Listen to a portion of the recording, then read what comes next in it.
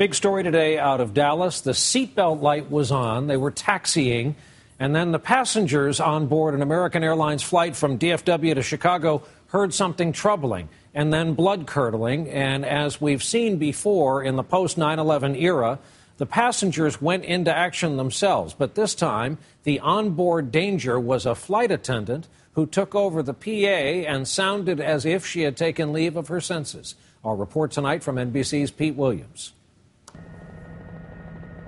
Not long after American Airlines Flight 2332 pulled back from the gate in Dallas bound for Chicago, it was back, with police waiting to take a flight attendant into custody and off to a local hospital.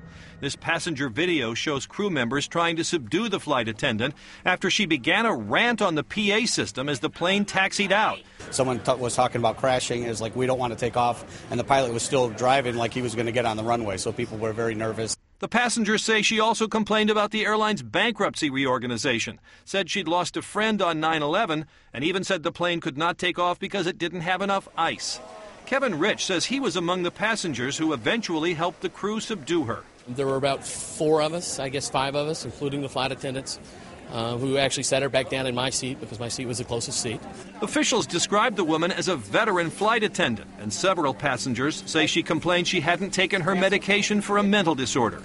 Each airline sets what it calls fit-to-fly standards for flight attendants, whose jobs are considered stressful, but they cannot be grounded merely for seeking mental health treatment. Once a new crew was put on the plane, it took off, landing in Chicago about 2 hours late.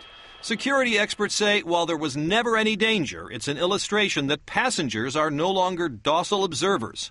What we're seeing is that since 9/11, passengers are far more willing not just to take matters into their own hands, but to be active in responding to events inside the airplane. One passenger says it's lucky it didn't happen while the plane was in the air. Tonight, American says the flight attendant is getting proper care.